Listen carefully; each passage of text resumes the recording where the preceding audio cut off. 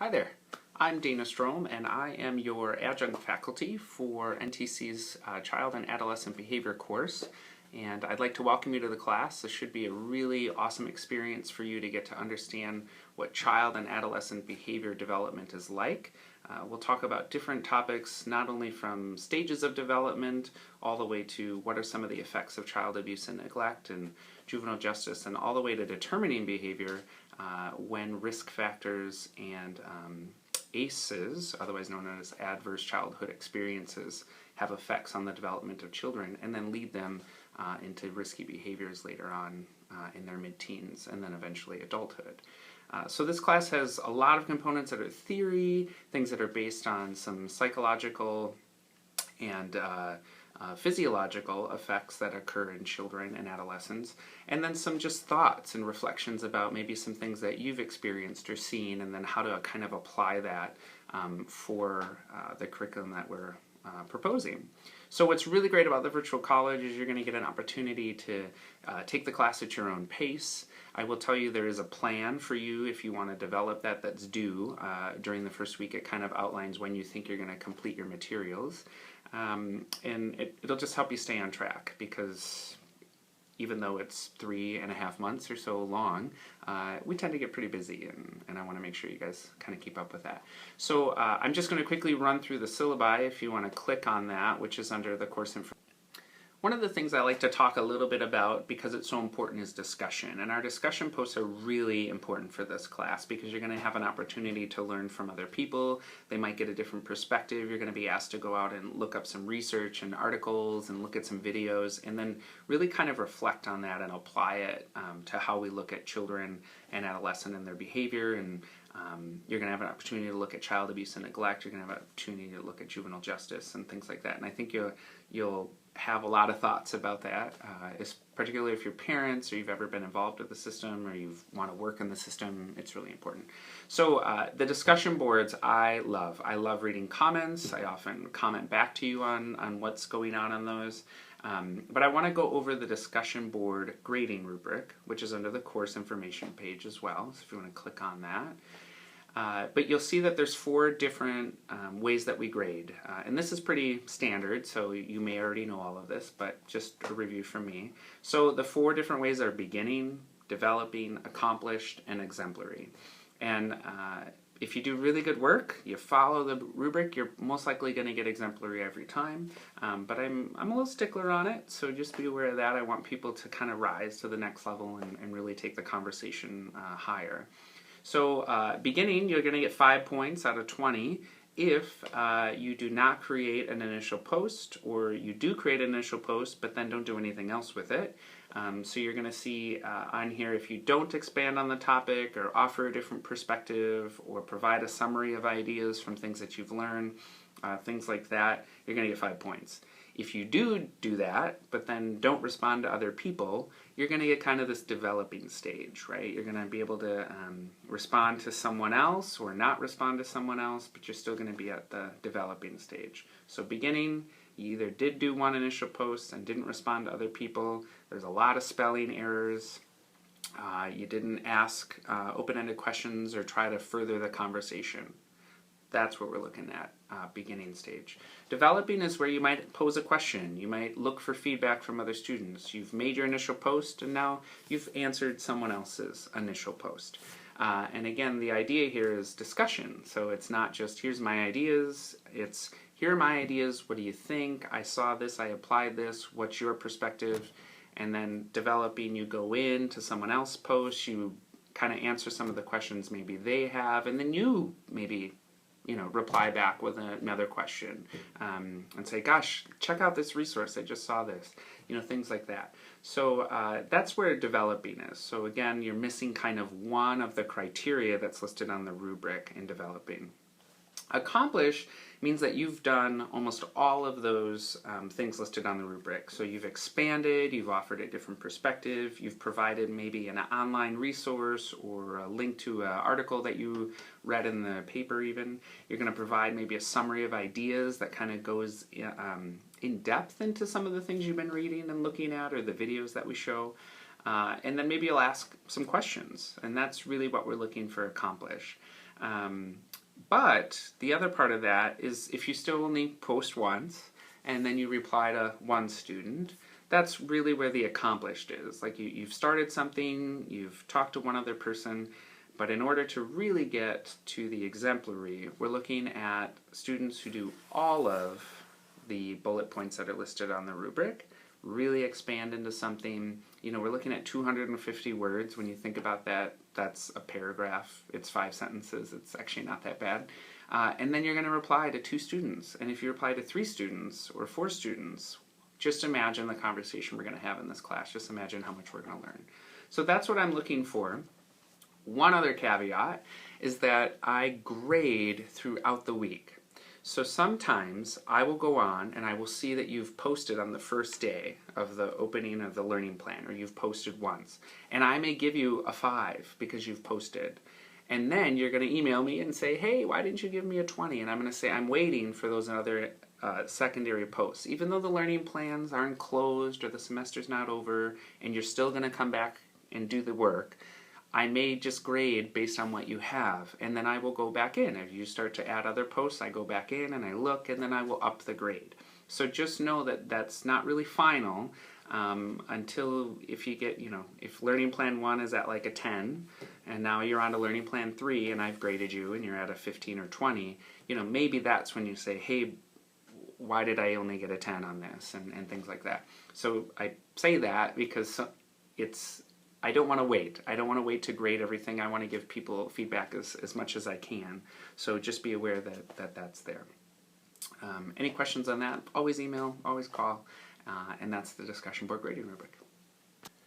So welcome to Learning Plan 1. Learning Plan 1 is all about kind of getting to know you, getting to know how virtual college works, and if you're familiar, great, you're going to be one step ahead of everyone else. So here's kind of the checklist. You're going to look at what netiquette is, what the rules are when you're posting online, how to be culturally competent, things like that. So you're going to take a look at a couple videos. There's the grading rubric criteria, which I also have a video for that kind of looks at that. And then you're going to watch a video by Chimamanda, which is it's called The Danger of a Single Story. It's an hour, so I want to tell you that because you're going to want to sit down. You want to grab your, bowl of popcorn and sit down and watch this video. It's actually phenomenal. It's really amazing the things that she's going to talk about. So hopefully you'll really enjoy that. And then afterwards you're going to post a discussion board, which may take about an hour. To be honest, it depends on how thorough you are, how much you really want to kind of disclose in here. And again, I like to say it's confidential. So this is a place where people can learn and feel safe. So the more we know about each other, the more we kind of treat each other with that respect, and things might help further that conversation of where people are coming from later on if we do have an issue that comes up. So just know there is some readings, then the videos, and then your learning plan discussion board post is all about what's your experience with children and adolescents. Where does that come from? Is it personal, professional? What do you know, or do you not have any? Have you ever, or why have you chosen this course? Have you taken another course? What do you hope to learn? What do you hope to get from your classmates? And then kind of an icebreaker, where's your favorite vacation spot? Where do you hope to visit one day and why? And I'll just answer that question now since, part of it is getting to know me. I have a globe, if you look over there, and on the globe, a friend of mine put, I haven't been everywhere, but it's on my list. And next to all of that are a bunch of Starbucks coffee mugs of all the places I visited, which are actually other countries. So if you're ever looking to travel or want to talk about travel, I travel a lot. I'd rather be poor and travel a lot, so that's what I do. So if you're ever looking, let me know. By the time you read this, I will have, or seen this video, sorry. I will have traveled across the country southwest with my dad, 16 states, 22 days, and next trip is scheduled for Europe, so very excited. So if you ever want to travel, let me know. And then the last question on here is tell us something that we don't know already. And most of you, I'm not going to know anything. So let's see, what's one thing that you don't know about me already? I am a pescatarian, which means I only eat fish, shrimp, and vegetables, cheese, but not into meat. Used to be, but not anymore. So that's number 5 on the discussion board post. And number 6 is you're going to tell us a little bit about that video you just watched. What's Chimamanda all about, and how that's going to relate to you in your Human Services program. So that's it for getting to know you. So take a look at that. Hope you enjoy it, and we'll see you in Learning Plan 2. Welcome to Learning Plan 2, which is all about child development. So you're going to get an opportunity to read and look at some videos about what it's like to develop as a child. And we give you this really great overview of the series called The Secret Life of the Brain, which follows the development and how babies develop, and then kind of sometimes what happens when we have some abnormal development, or why it's important that babies develop a certain way, and the controversy about whether you should give vaccinations, or whether you should even provide children, whether it's breastfeeding or you provide them formula. There's tons of research about it, but The Secret Life of the Brain is a really great video for this. So it's going to talk about the baby's brain, it's going to talk about the child's brain, and then it's going to talk about the teenage brain, and some interesting aspects of that. Being a child welfare, prior experience as a child welfare supervisor and working in juvenile justice, understanding that really our teenage brain doesn't actually develop until we're in our 20s. So the question about whether we should be holding 17, 16, 18-year-olds accountable for even adult crimes is again a very interesting topic to talk about and kind of discuss. So you're going to have that opportunity, and then one of my favorite videos that we have is understanding attachment theory and what that means for kids, what it means to attach, what happens when they don't. And if you're really interested, you can check up on Russian orphanages, and you'll find that orphanages that often house many children, 300-400 children, and maybe 10 staff people, that we find that a lot of the children that are adopted from Russia, in particular, because that's where the studies have been done, will have reactive attachment disorder, and they actually can't attach to adults because they didn't learn as babies, which is very interesting. And then, in case you didn't know, you actually can't adopt children from Russia if you're a United States citizen anymore. That's a recent development in the last couple of years. Then you're going to get an opportunity to watch another video on Kohlberg's theory of moral development, and I want you to think about that a little different. So you're going to understand kind of this physiological aspects of children's brain development, and then it's going to talk about attachment, so how children and parents bond, and then this idea of moral development, because every time that a child is told no, or a child is exposed to a spank, or exposed to a dog being punished, or praise even, helps develop a person's morals. So what's interesting about that is when you think about how you are as a person now, or you think about, if you just look at politicians, right, and things like that that are happening, where did their morals come from? Well, I can tell you, science tells us it starts when you're a baby. So, which is interesting. So you can kind of joke and say, well, I'm going to blame my parents for how I develop. But some of it comes from that. So it'll be very interesting for you to see that and your aspect on Kohlberg's theory. And then there's this interesting video about how babies are made, and I'll let you guys kind of have an opinion on that and decide on that. You're going to have an opportunity to see that crying for kids isn't always bad. There's some comfort. You're going to read a little bit about what's normalized sexual behavior in children and then teens, because I think that we often, especially parents who have children who 5, 6, 7 may engage in some kind of sexual exploration, kind of go, whoa, my child's, this isn't good, this isn't healthy, this could turn into something really bad later, and I think that article might give you a different perspective on that. Then you're going to hear another, remember we talked about at the beginning video that some of the material is a lot about methods and theories. So you're going to hear about Piaget's stages of cognitive development. So again, brain growth all the way from birth into adulthood, late adolescence. And when you think about Piaget's stages of cognitive development, I want you to also think about whether you agree with it. Same with anything else in this course. Do you agree with this? Do you see this? Do you see this even in yourself if you think back to when you were an adolescent? I think it's important.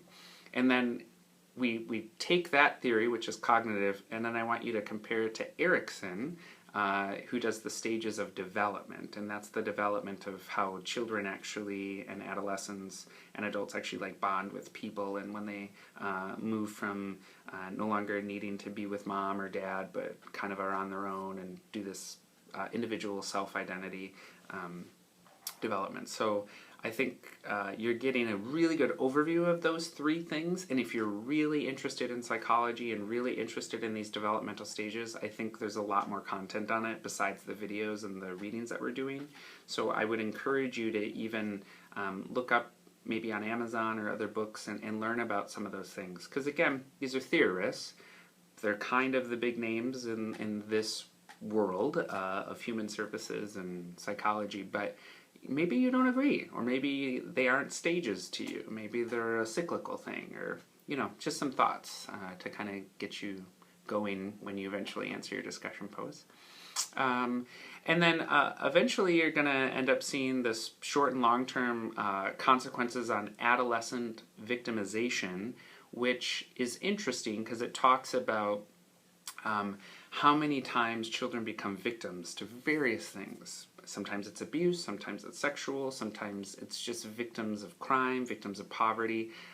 So that article is pretty amazing, and it goes across 5 different countries and looks at the research of how different children become victims of different things, even human trafficking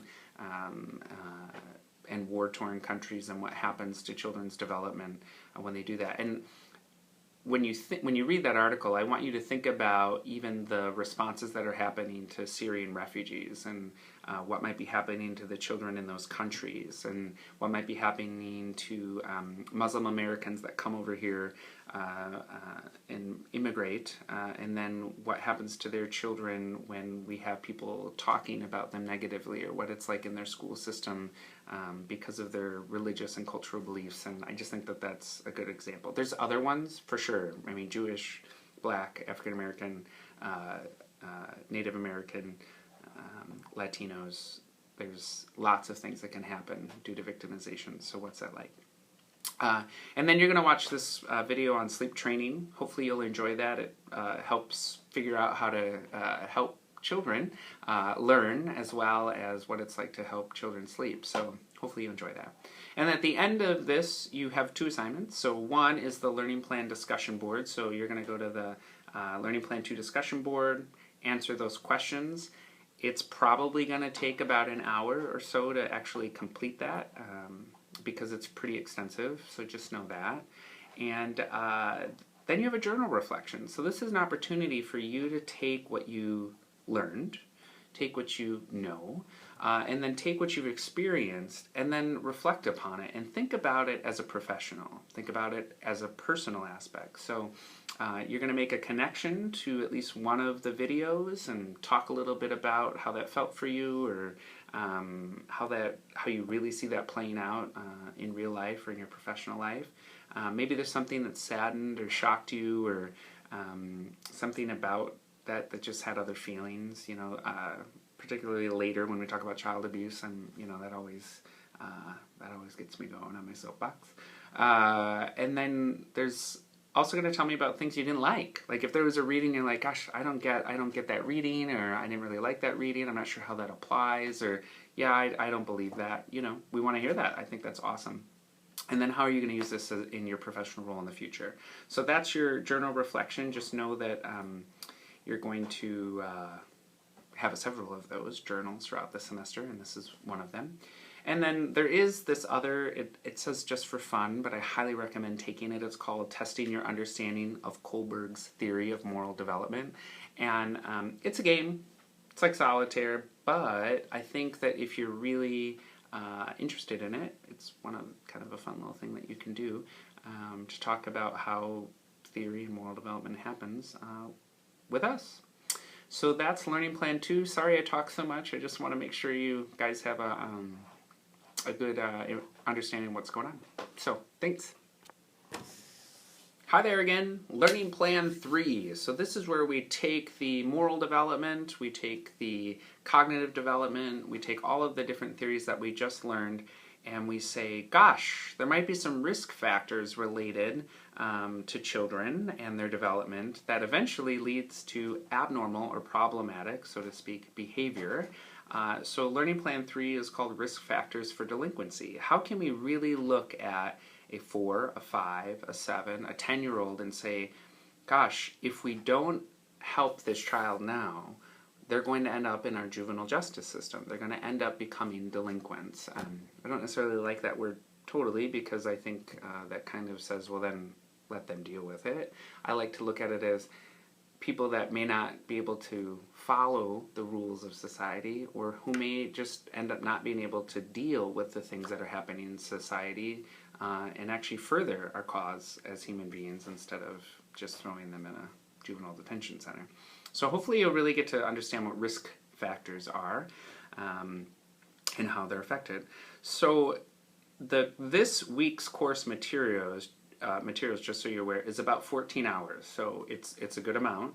And again, you have a lot of time to do it because we're doing the virtual college. So just know that that's about how much time you're going to put into it. You're reading 3 chapters in your textbook. You're going to need to take some notes. It's 3 chapters. So it's about 6 hours of reading. You're going to have to watch some videos. You're going to take a look at some information on Blackboard with some articles and things that we're going to talk about. And then the videos are really great as well. So, sorry, let me just get to the reading page here. So one of the things that you're going to read is about violent families and youth violence, which is an interesting article because it's going to talk about different cultures as well as just America in general, and the idea that violence in families, whether a child is an active member of the violence or sees the violence, but just the violent culture can actually shape a person's behavior. It can shape their moral development, and it can really shape their views on the world. And then, of course, that transpires into how it makes them become adults and what they view the world as. And, I'll give you the caveat that that might be one of the reasons, after you look at this article, maybe looking at why do we have movements like Black Lives Matter? Why do we have issues going on with racial tensions and then violence towards police and police violence towards Americans? And think about, is there something about these violent cultures in certain areas and this precipitation from the children, or from the adults to the children, and then it leads us and affects us on our streets or schools or workplace, things like that. And then I would also ask you to take it to the next level and think about some of the shootings that have happened, and think about the fact that we even have active shooter trainings on college campuses, and does that violence and the thought of that violence maybe change us as people in our society? So I know it seems like just a simple article, but think about it a little deeper and think about what that means. Because then it turns into adulthood in very interesting ways that we adjust as human beings. Then you're going to read an article on truancy, and we know that kids who don't go to school end up not doing very well. And that article talks about how that's just kind of a stepping stone. So I think you're really going to like that, and hopefully, if you have questions about that, let me know, because it's a lot of counties and communities have started truancy courts and tried to look at how we combat truancy by bringing in people into people's homes and mentoring and things like that. Then there's a video on sexting, which talks, and sex texting, which there's a different lingo for this these days, and what that means for kids and how that can lead, that's at-risk behavior, and where that comes from, actually, as we know from Piaget's development, and then how that affects them in the long run. And maybe you've had experience, if you're parents, of what this looks like. I think the invention of Snapchat may be one of the worst things for at-risk behaviors for youth. Oh, sorry, that was my soapbox. And then we're going to talk about, you're going to read an article about preventing drug abuse among children and adolescents. That's a huge issue, obviously. You're going to watch juvenile status offenders, so what it's like for juveniles to actually, you're going to learn more about this at the end of the semester too, but what it's like to actually be go through the court system as a juvenile, and it's called a status offense again because you're getting a fine. You're actually getting cited for it, and then what that's like for them and their families, and the cycle and the recycle of what happens when you're on probation. I want you though to think about that system and then compare it to what it's like for our adults and the prison system, and then think about the teenage brain video and whether or not what we're doing should be what we're doing, whether you like what we're doing, whether you agree with what we're doing, and then what you might change about it, and just kind of think about that. Then there's a video on risk factors. So these are all the risky behaviors that happen to children and adolescents. And then protective factors. And ultimately the goal is, how do we get rid of risk by protecting children and adolescents? And what do parents need and what do children need for protective factors to not gain risk factors? And then obviously the more protective factors you have, the less risk factors you have, and the video goes into a little bit more detail. There's a nice video on gang involvement and what that's like. And then there's 2 more articles on parenting, and one's on parenting kids who may have been deemed a delinquent between the ages of 12 and 18, which is good. And then another article that talks about how different parenting styles may either increase the level of delinquency or decrease, which, again, these are research articles, but they're also people have developed them. So whether or not their opinion, I'll leave that up to you, and then whether or not you would agree, or if you'll use that material yourself, or say, gosh, that's not how I feel, I parent different, or that's not how my parents parent, and look, I turned out all right. So just think about that.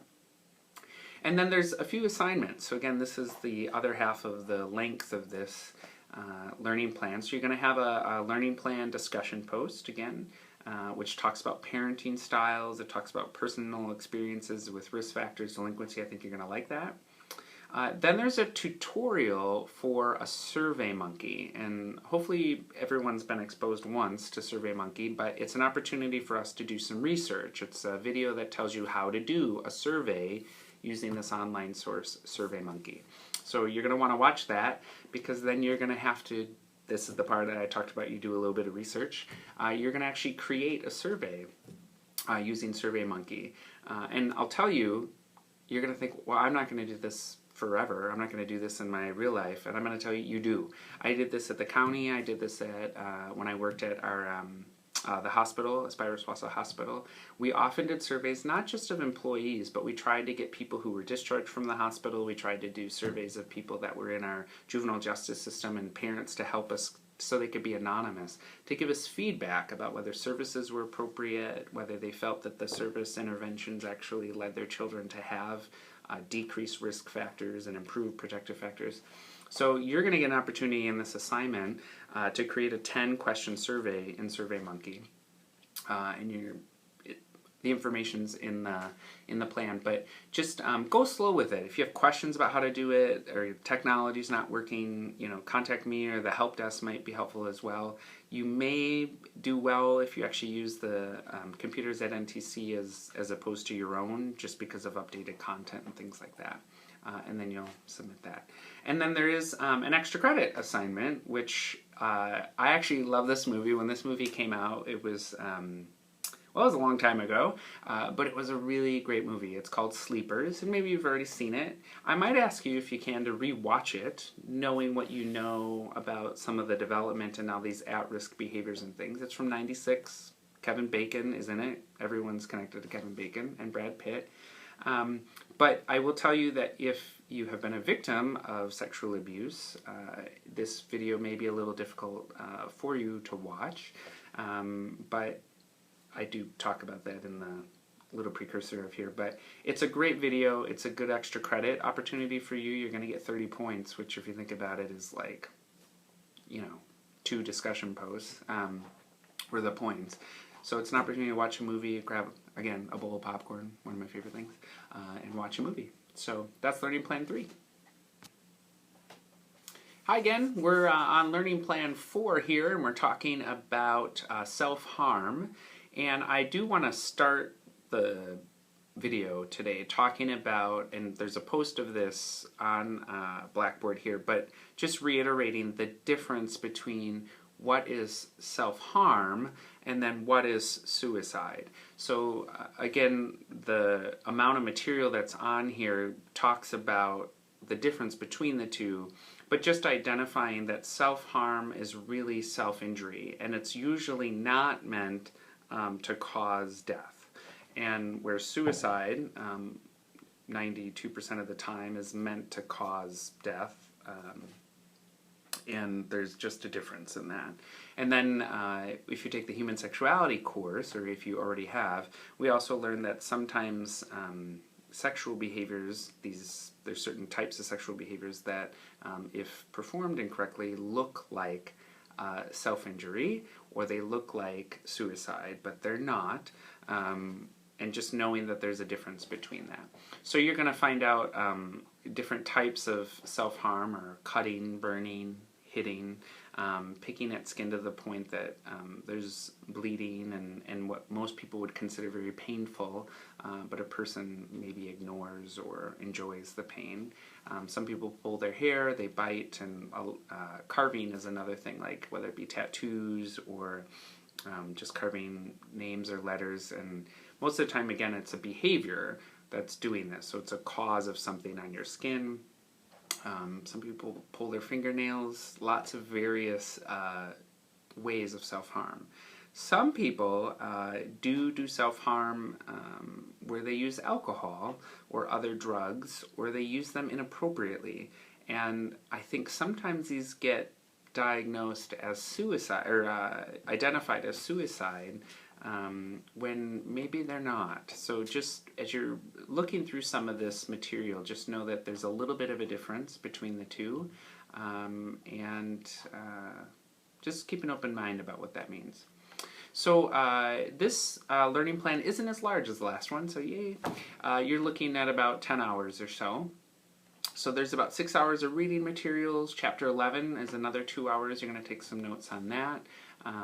It's a very important learning plan, because you're going to find out that even when we're working with older adults, when we're working with people over 60, when we're working at a college campus and working with students, and we're working in the community, or we're just at home with our families, that self-harm and suicide are very real, and they happen a lot. And they're going to happen a lot to you because you're a professional in human service, nursing, a helping profession where people come to you for help. So knowing these things are going to be really, really, really, I say that really, really important. So just be aware of that, all right? Your readings and videos for this week are pretty great. You're going to read about a self-injury with the overview of what that is. Then you're going to read about what it's like for adolescents to self-harm, and all the way from eating disorders a little bit to cutting behaviors and things like that. And then you're going to read about what some people have experienced from their perspective of why they self-harm, the good and the bad and the ugly. And then what it's like for deliberate, for people under 15.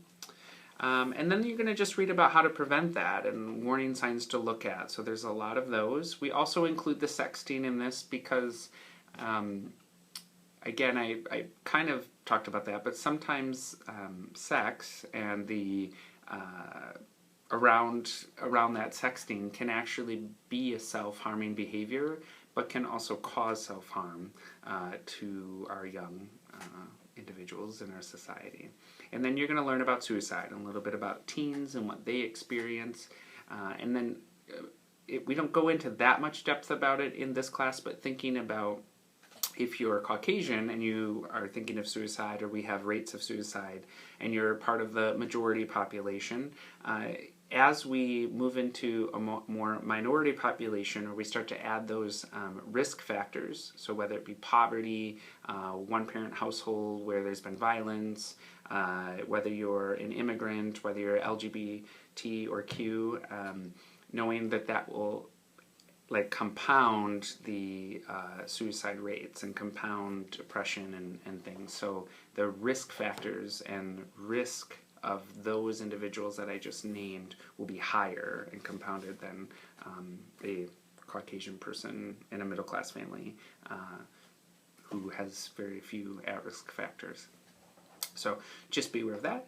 And then there's this Dove Evolution commercial, which I think it's very interesting, but it talks a little bit about ourselves and how we view our bodies and self-harm based on that.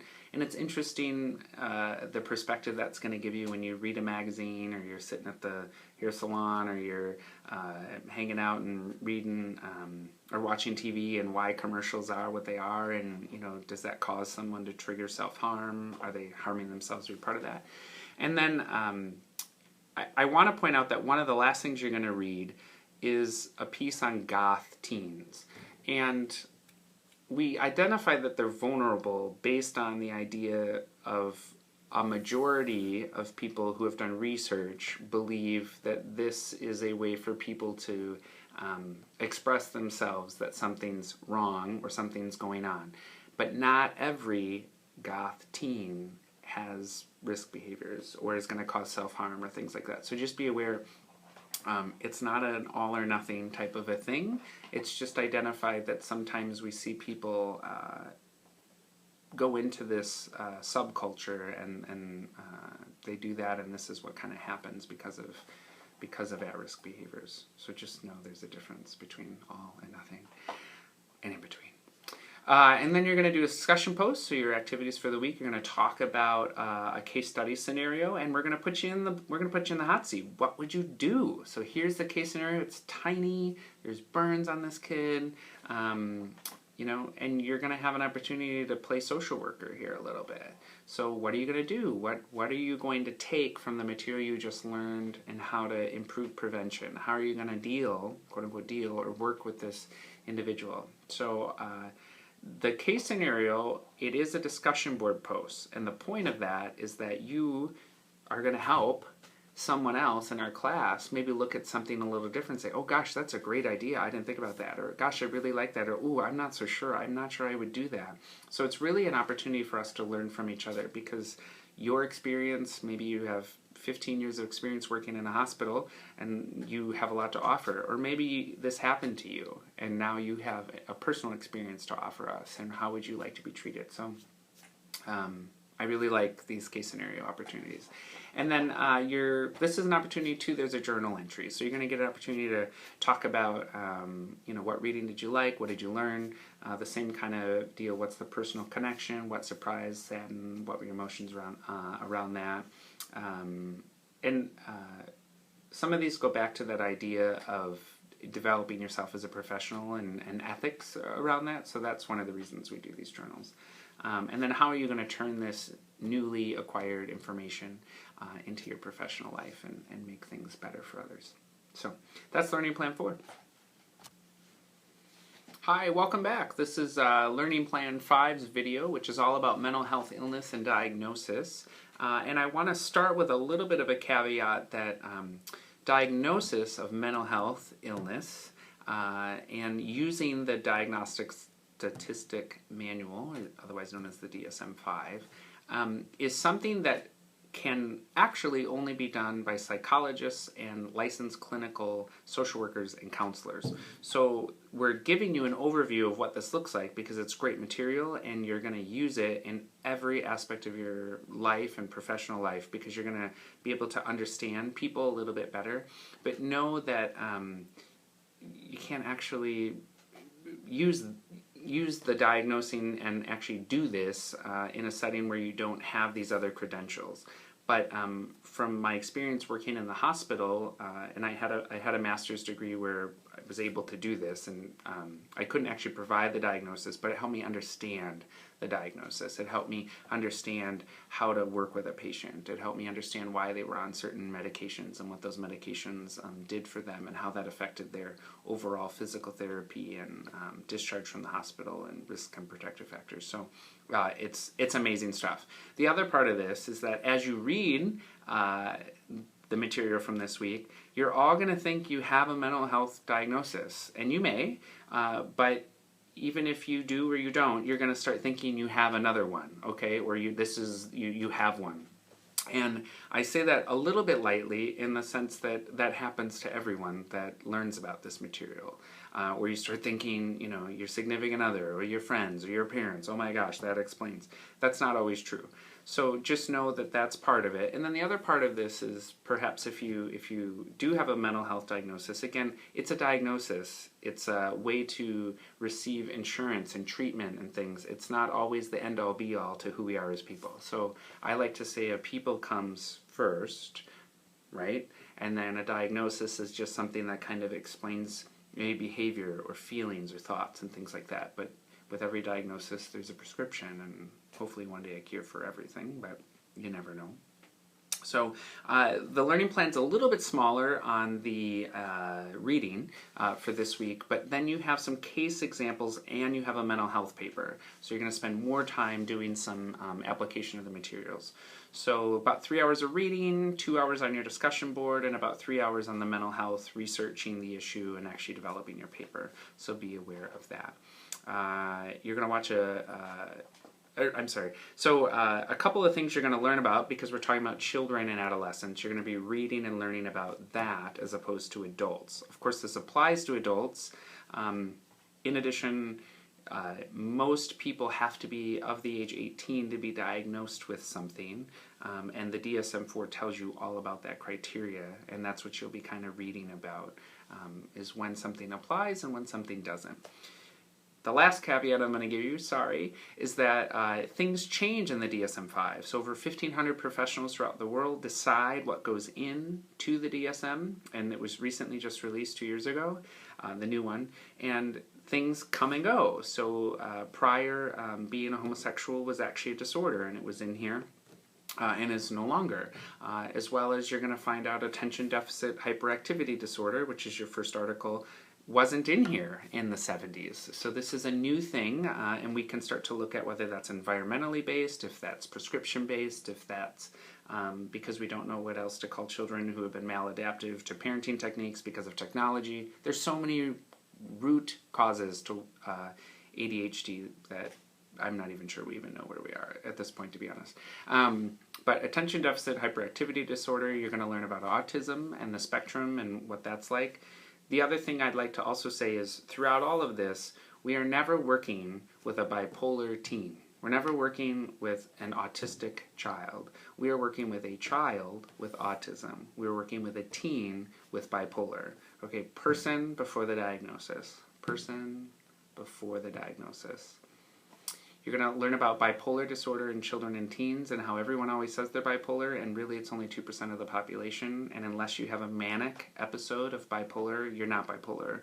You just have some adjustment issues, or you just like to sometimes be really happy and sad and angry and mad, and then sometimes you like to be happy and sad and angry and mad, and you just need to kind of check that. So just know that it's not as prevalent as most people think it is.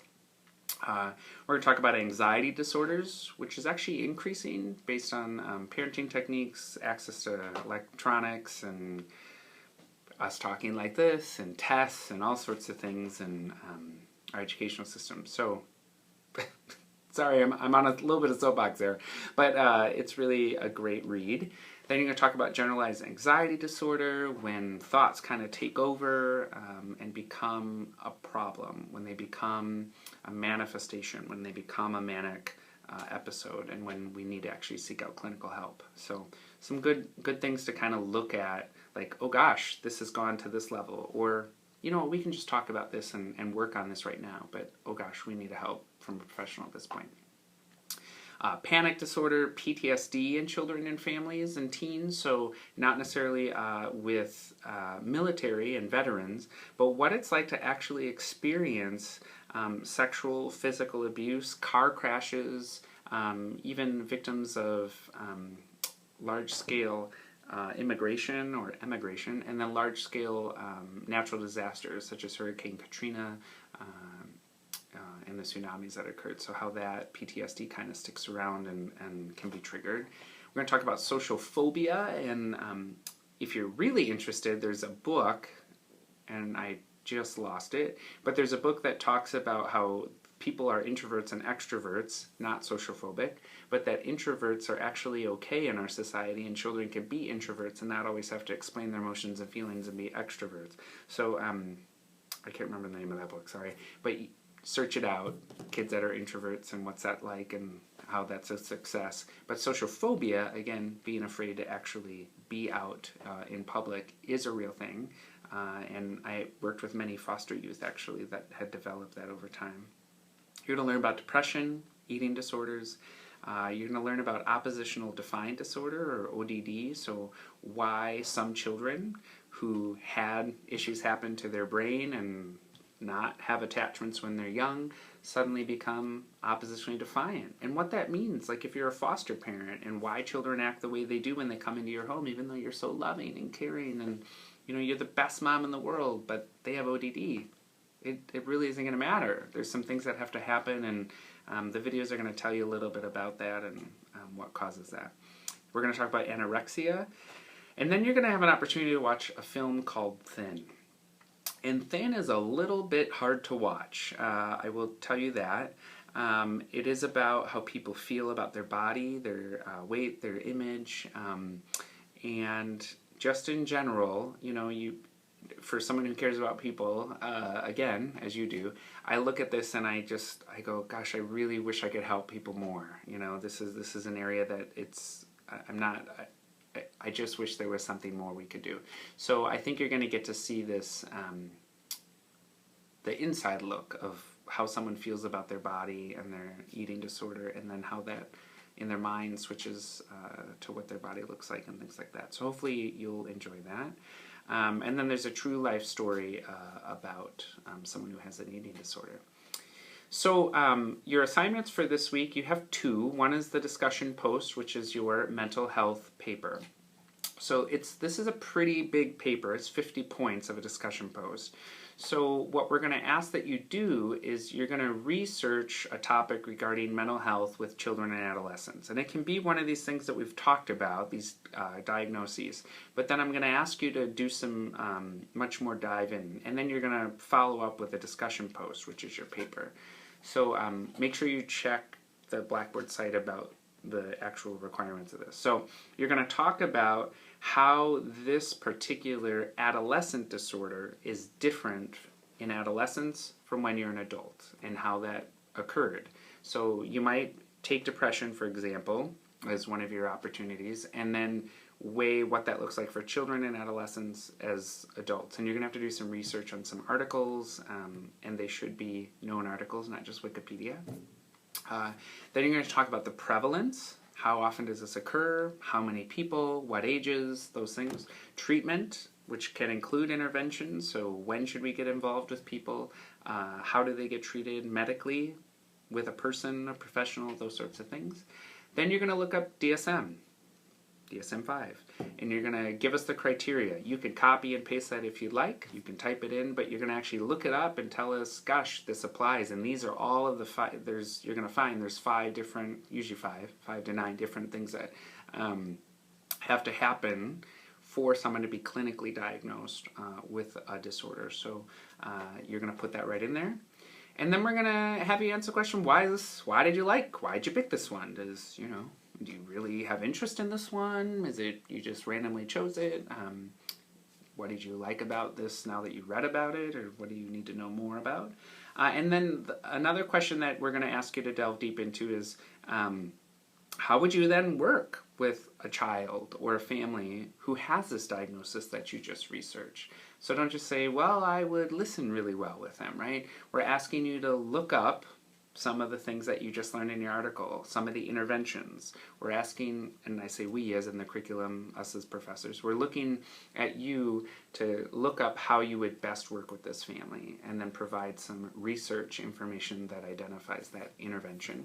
And then lastly, I just want you to comment on 2 of your other classmates. So someone else might have looked at social phobia, someone else might have looked at ADHD, and you just have to comment on those 2 posts and include a reference, or maybe you find a video that you think would be interesting for them and share that. It's big. It's going to take you about 2 to 3 hours to do that, and then the research. So just know that. And then Learning Plan 5 also has part 2. It's a case study. So you're going to look at Tanya. You're going to look at her case example. It's called Crisis Intervention with a Depressed African American Adolescent. It's in part of your readings. So you're going to read that article, and then you're going to respond to the questions that are on Blackboard. And it's again you being social worker or you being helper. So what do you do first? What are you going to do? What are you going to do with the information that you just learned, your clinical knowledge, and apply it to this case family?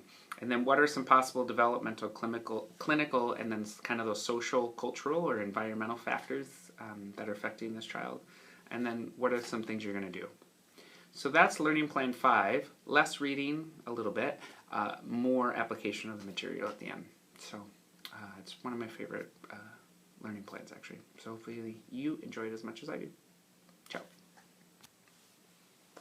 Welcome to Learning Plan 6, which is all about interventions and working with children and adolescents who both have, whether it's diagnosis or kind of problematic behaviors based on some of the things we've already talked about. So it's all about interventions. The interesting part about this week's learning plan, or this learning plan in general, is that it's more reading, less on assignments. So kind of the opposite from last week. So you're going to have to read, though, quite a few chapters. So chapters 12, 13, 14, and 15. So it's about 8 hours total of reading. So think about that as 1.5 a day, and you should be able to get through it. And then there's also the materials of readings that are in Lesson Plan 6. And the reason we need you to read so much is because interventions really require the theoretical concepts behind them. We think we can just help everyone when we want to step up to the plate, but without really understanding the steps involved in interventions, it gets really difficult to do them. And practice makes perfect a little bit.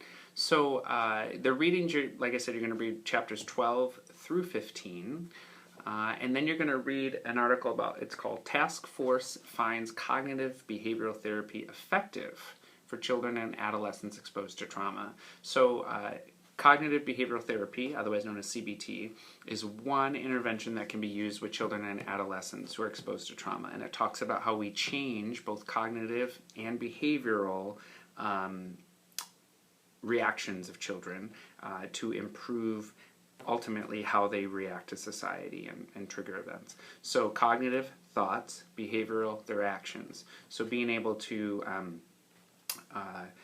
help develop how their response to stigma and things that happen, and then really reprogramming their brain, and that's the cognitive part, which takes about 6 months.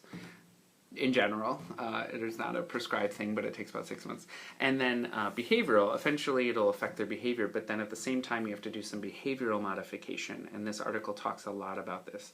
It is quite an intense read, so just be aware of that. The best part about it, though, is a task force actually set out and did some research about whether this was effective. So we call this evidence-based practice, whether this was effective or not.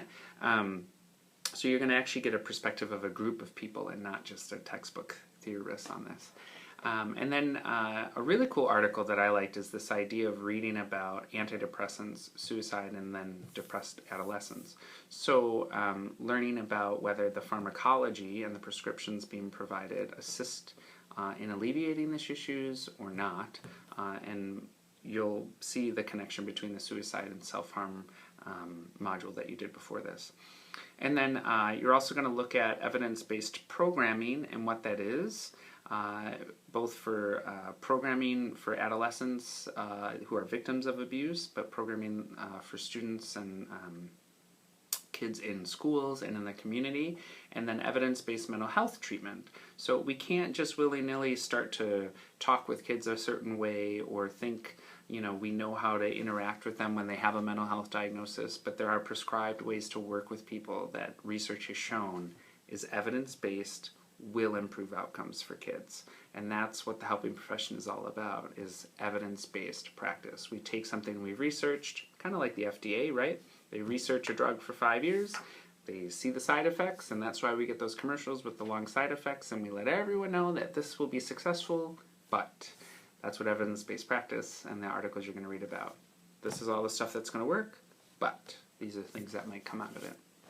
And then you're going to have an opportunity to look at a resource for victims of sexual abuse. So again, this is all about interventions with certain diagnosis, interventions with certain aspects that kids and teens are going to experience. And then your assignments for the week, there's two. So one of them is an agency paper reflection. So this is a reflection. This is an opportunity for you to get out in the community a little bit. So you can write this on a place you work if it's a community agency, or you're going to need to actually go out and look at an agency in your community. If you need help trying to figure out what that agency should look like, if the assignment's not so clear, please contact me and we'll see if we can set you up or at least give you some ideas. So you're going to need to look at finding out when you go out and do this. Really, I don't want to call it a secret shop, but it's an opportunity for you to go out and look at an agency and see what they're doing in your community as an intervention agency for children or adolescents who might have one of the issues we've been talking about, and I say have as in diagnosed, or an intervention, maybe it could even be sexual assault victim center, things like that. So just be aware that that's what we're looking at. So you're going to end up providing in your reflection who the person is that you talked about to, because that's part of this, is interviewing a professional. You're going to talk about what population that they served, a summary of the services or intervention that they provide. So although you could probably get a lot of that from a website, you could probably get some of that from a brochure. Awesome, but we're going to ask you to go in and talk with someone about that and what that really means and how someone gets services. And you might want to ask them, how does this get paid for? What's the cost of this? Where do you get your money from to help provide this service? And then the last part is looking at, is this intervention and what this agency is providing evidence-based? And you're going to find that some are and some are not. And then think about that. Like, should they be getting government funding if they're not evidence-based? Or is there a reason why their service is not successful? Or is it really successful because they're trying new things and nobody's ever tried that before? So this is that opportunity. You can certainly ask them, what kind of evidence-based interventions do you use? 90% of the time, people are going to look at you, like, what? What do you mean, evidence-based? But maybe there'll be a social worker that will be like, yeah, we use cognitive behavioral therapy here. Or we use, solution-focused therapy or things like that. So the details on D2L say that you can call the agency, you may interview someone, and you can search the internet. I will add that searching the internet's good, but please call or please interview someone. And it can be a totally informal interview, just a conversation. Just be aware of that. But you need to get this information. And there's an example on on Blackboard that describes how to do this. And then the last one is evidence-based programming. So that's your second assignment. So you're going to go back to the readings. There's a link called evidence-based programming. You're going to click on that, and you're going to find a list of interventions for children and families. And then you're going to find a program that you like. And then you're going to tell us about it, because there's so many. So you're going to help alleviate some of that research for us and tell us about that program, who that program and intervention, what the target population is of that. You're going to talk about the intervention and give us a summary of that. And then you're going to provide some personal thoughts. And those thoughts can be anything from, gosh, I've seen this in action, to I haven't seen this before, to I don't really know how I feel about this, or, should we really be using this with this age group? There's not a lot of research here. I couldn't find, personal thoughts. And again, because it's a learning plan, be as specific as possible. Cite your resources, things like that. And that's Learning Plan 6. Welcome back to Learning Plan 7, which is about the Children's Code. And I want to start our discussion today, our overview, on the fact that this can be a very difficult learning plan for students. We're going to talk about child abuse, we're going to talk about trauma, we're going to talk about sexual abuse, physical abuse, and neglect of children. You're going to have an opportunity to watch some videos that are going to show a little bit of content that could I don't want to use the word disturbing, but could either trigger something, you could be sad about it. If you were a victim of abuse, this could bring back some thoughts. So a couple of things to think about. Take some time when you're going through the material. Take some breaks. Go for a walk. Have an opportunity to write down your thoughts and feelings. If you have a significant other, maybe share that this is a little rough time. Talk through those things. Because I've worked in Child Protective Services for 4 years. Now I teach at UW Green Bay. I teach child welfare curriculum and how to practice. And looking at pictures of abuse and seeing violent things happen to children was a common occurrence. And being able to instead ask, well, why did that happen? I started saying, well, what did a parent need to not do that? And some people might have a different opinion about that, but being able to say, gosh, something happened here. How do we make this better? How do we make this not happen again? And it never gets easy to look at that or see this video or read about it, but it certainly, you can look at it from a professional standpoint and start to ask some questions about, well, gosh, how do we make this better for people? So the Children's Code, in and of itself, is the statutes. It's the government, it's the state and federal law that says that children deserve to be treated a certain way, and juveniles, so anyone under the age of 17, should be treated a certain way. It also tells us that that if they are not treated this way, that the government has a right to intervene in the lives of these children and these families to help protect them. And same with juveniles. It says that if a juvenile doesn't act or behave a certain way, there's a juvenile justice code as well, that they could face certain consequences, but these are the procedures for doing that, and that's what these statutes are all about. So the Children's Code is Chapter 48 in the state statutes, and the Juvenile Justice Code is Chapter 938. They're very similar, but the Children's Code is primarily for youth that don't commit delinquent behavior, but instead in need of protection. So you're going to get to see that. It's about 6 hours of reading, and then you're going to spend about 3 hours doing some reflection for this particular plan. So a couple of things. You're going to watch a case study of a child. That's a video. This has some graphic pictures in it, so be aware of that. I also put that on the link on Blackboard. So it's hard to watch, so pause, take a break, whatever you need to do. I recommend, though, if you're going to be a professional in this area or work with children and adolescents, that you at least do watch it, and certainly, hide your eyes or whatever it might be. Then there's a video on Spare the Rod Politics of Child Abuse, so the idea that our society has views about what child abuse is, and remembering that certain cultures are different about that, and knowing that we are a nation of immigrants that come from everywhere across the globe, that even in America that still means that people still have different perceptions, but then there's the law, and how does the U.S. law and cultures end up causing rifts in our politics and certain things. Then you're going to learn about the definition of what physical abuse is. Then you're going to talk about corporal punishment and whether or not this is good, whether or not this is bad, whether or not it is a parenting technique that can improve outcomes for children. And then just a reminder that corporal punishment, when used the way in which it's described in this learning plan, does not cause injury. When it causes injury, you have abuse. So just be aware that that's kind of where we define that. You're going to learn what the definition of neglect is, and you're going to learn what sexual abuse is. You're also going to have an opportunity to read some materials about the long-term effects of child sexual abuse.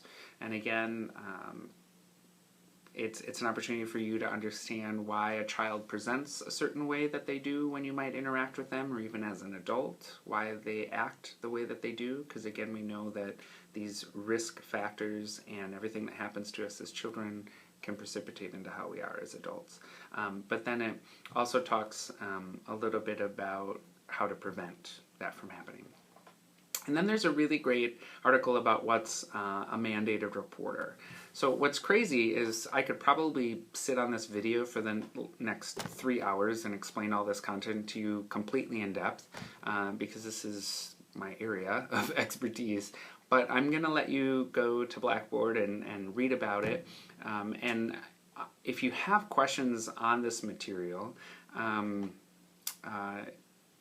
this is definitely the place you should ask. So it might even be better to call me instead of emailing me, because you're going to learn about these mandated reporters, when it's good to report, when you're off the clock, that you're not a mandated reporter, which is true. Once you're off the clock, you're not a mandated reporter. You're going to learn about and watch videos on what the effects of child abuse are on brain development, long-term and short-term. You're going to read about the ACE study, which I talked about in an earlier learning plan and at the beginning, about adverse childhood experiences. And this might even explain mine, current behavior and things that are happening to us now. We know that the more adverse childhood experiences we have, the likelier we are to live a shorter life. The more you have adverse childhood experiences, you might develop health problems. You might engage in smoking, sexual behaviors that are dangerous, things like that. So, very interesting article. I am actually an ACE trainer and work with communities and departments on becoming ACE trained and trauma-informed care, and helping them become a trauma-informed workplace, trauma-informed agency, and working with people in a trauma-informed manner, which is stemmed from the ACE study created by Kaiser Permanente. So if you need more information on that, let me know too.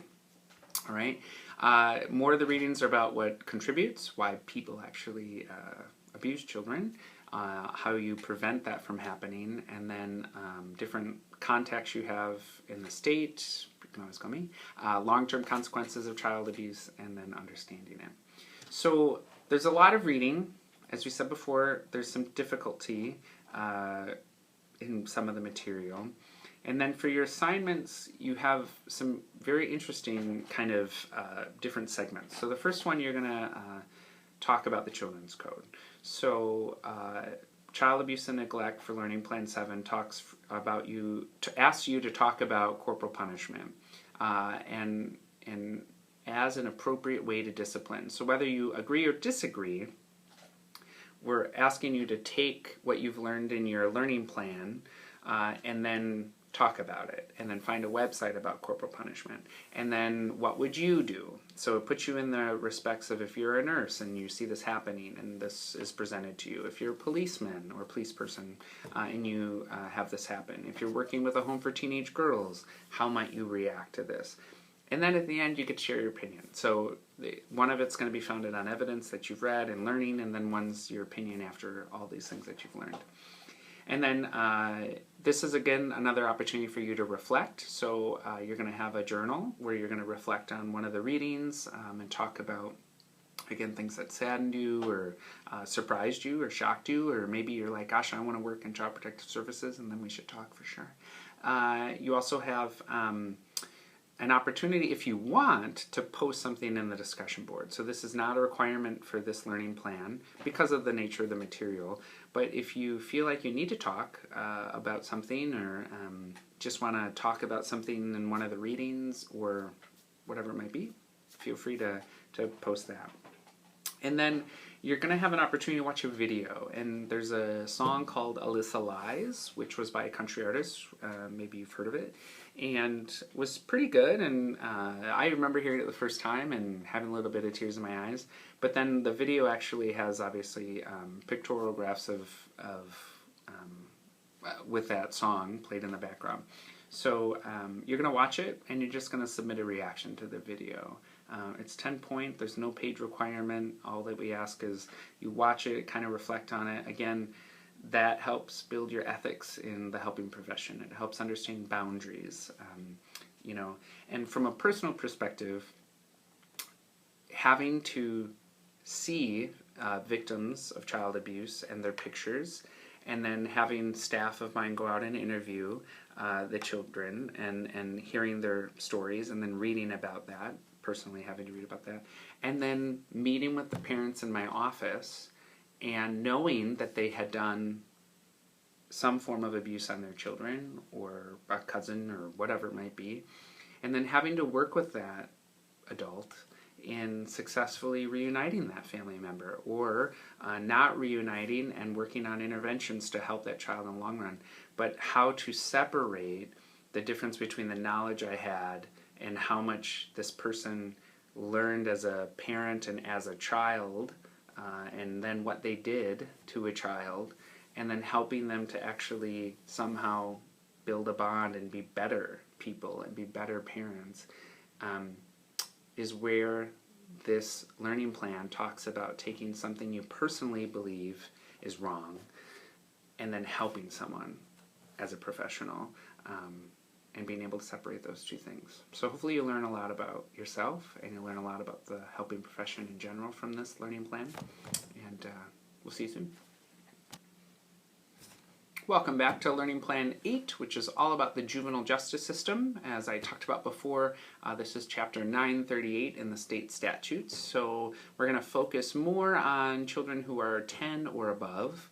And again, Juvenile Justice Code goes to 17 at this point. I say that at this point because they're working on whether or not juveniles at the age 17 should stay in the juvenile justice system, move into the adult system.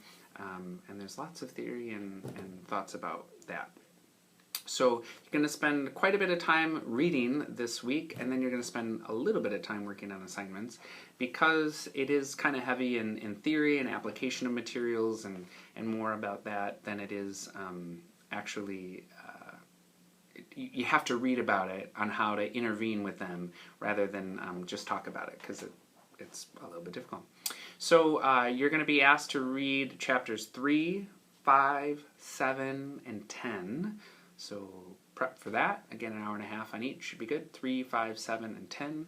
Then you're going to read the Juvenile Justice Code. And I haven't, not the whole thing. So I've already given you the link on Blackboard about what you're going to look at. And just interesting to think about how that compares to adults and what we know as law as adults, and then how that compares to the children's code that you already read.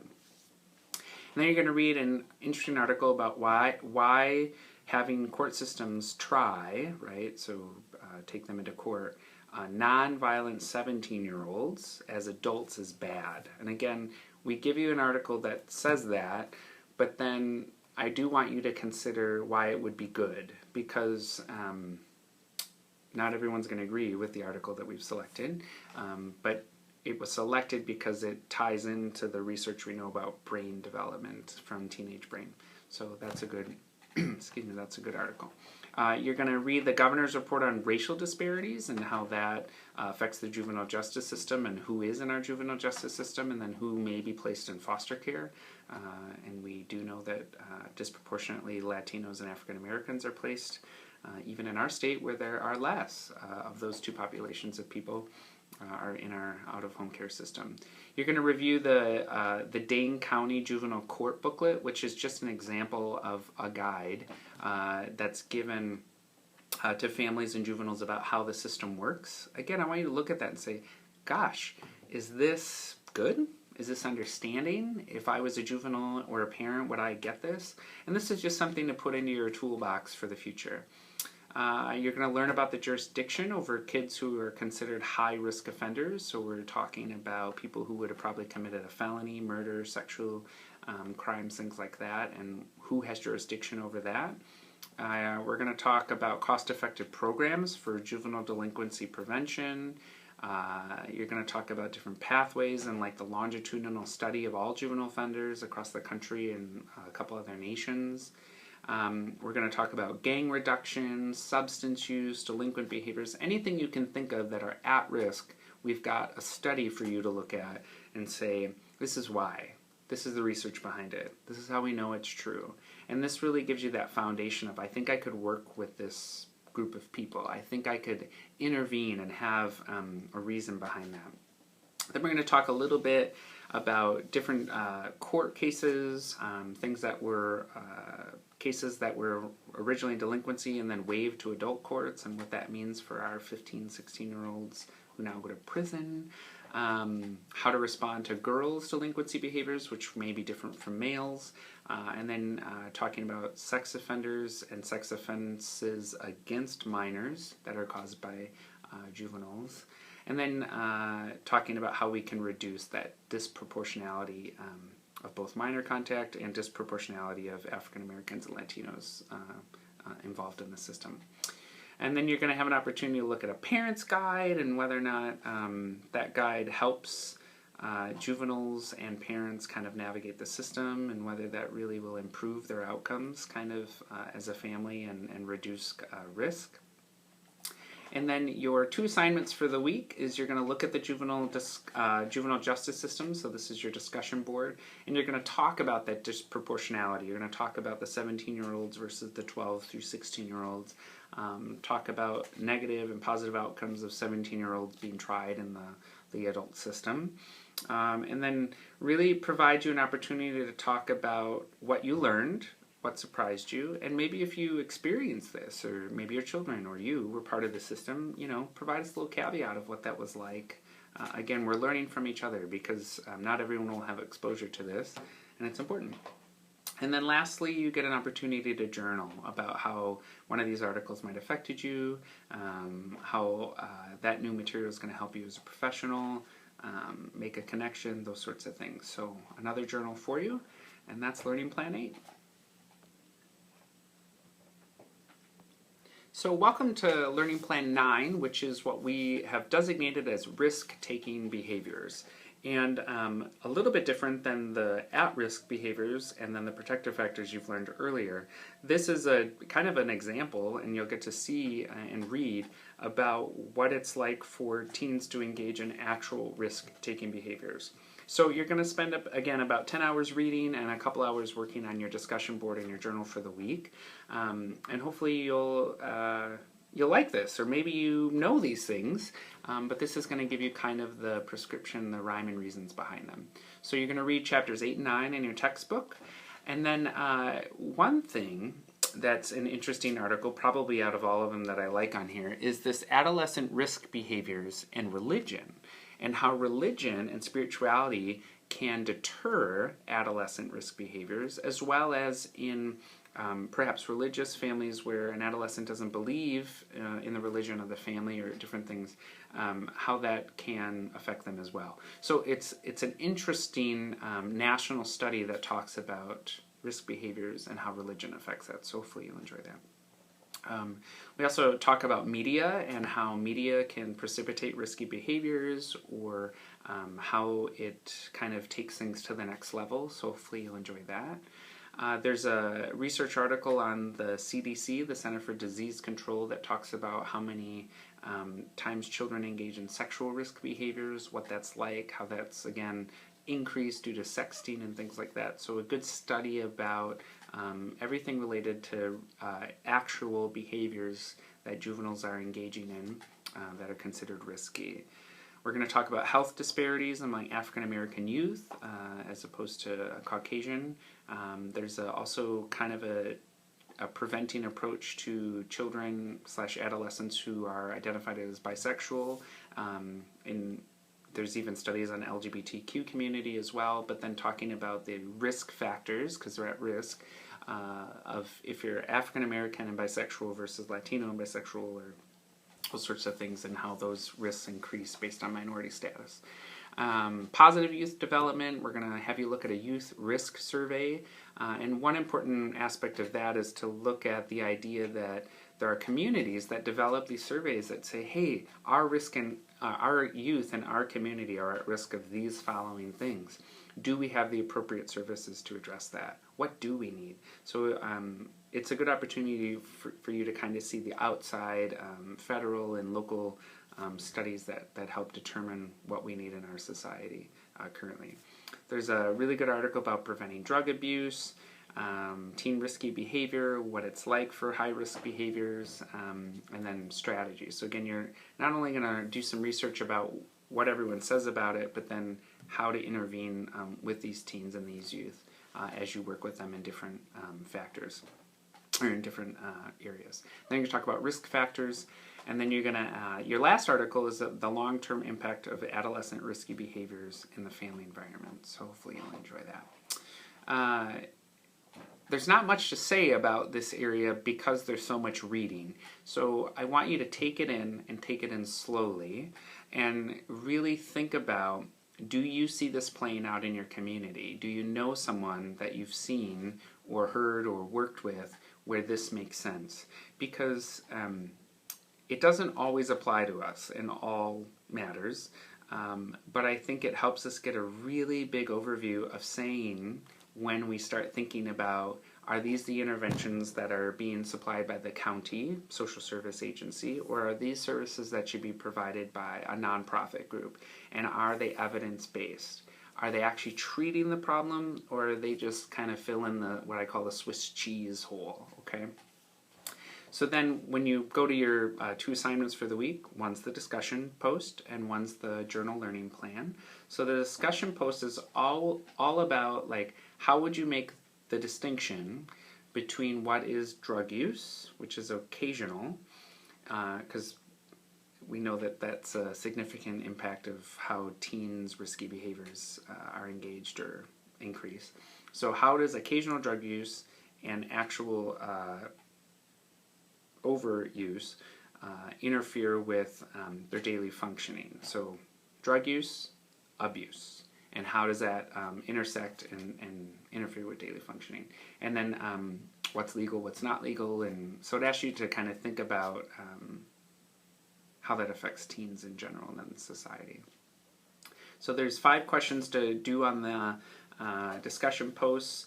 Think about your own beliefs in this system. Think about what you've experienced with this system. It asks you to identify those. What are some challenges that might have been faced that you know about as well? And then what did you find most interesting about some of the things that you read? And then Journal 9, the journal learning, talks about, again, you selecting one of the articles and talking about your personal connection, what surprised you, those sorts of things. So all that's on there on Blackboard, Learning Plan 9, and it's actually the last learning plan that you learn some theories and interventions. So take it all in. Know that it's a bit of material, but as I would say, this is probably the entire pouch on your tool belt, if you were Batman or Wonder Woman.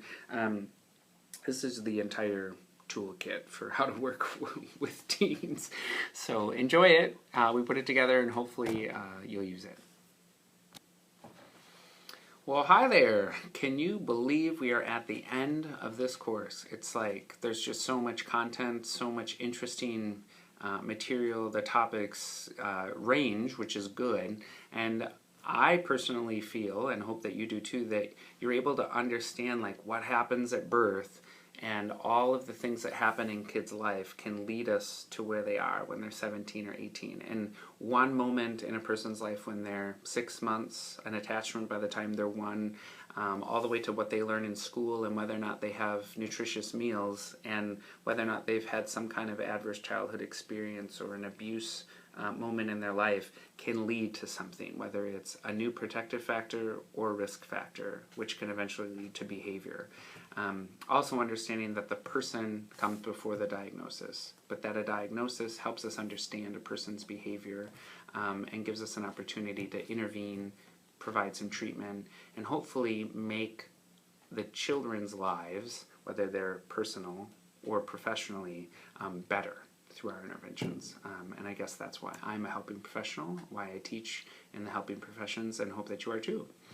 So Learning Plan 10 is kind of the wrap-up of everything that you've kind of discovered this semester. So as all things, they must come to an end. So what we ask you to do, you're going to find a rubric under Learning Plan 10 under your assignments for this course evaluation that's going to ask you to basically answer 10 questions and reflect on everything that you've learned in the semester. So I will start this though with saying that it is a 3-page reflection, double-spaced, okay?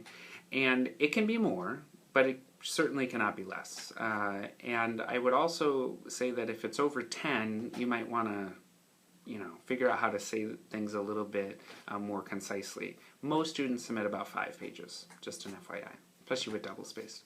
So you're going to answer 10 questions, but then you're going to go back to the first and second and third page of your syllabi or your syllabus, and you're going to look at what are the competencies that you were supposed to learn in this program.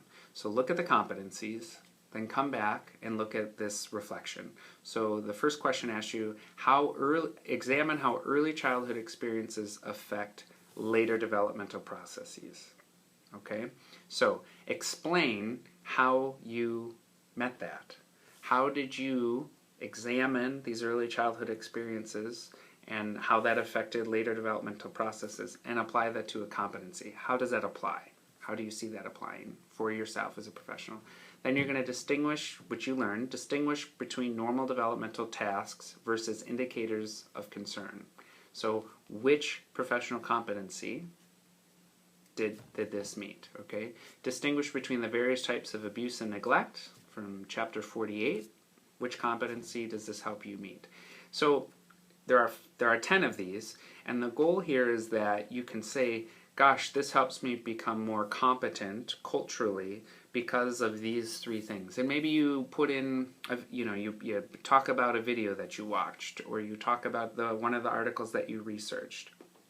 And then you identify how you're competent in that. So it really identifies that you took that learning, that transfer of learning, thought about it as a professional, and tell us that you're competent to practice and become a helping professional with children and youth. So that's what this whole thing is all about. So when it asks you to pick the 5 competencies, what is the most important thing you learn? What's the toolbox that you put in your toolbox from this? Things that you wish you would have learned more about? Maybe a lasting impression or thoughts regarding any of the material, and then any feedback that you have about some of the content that you learn. It's worth 50 points.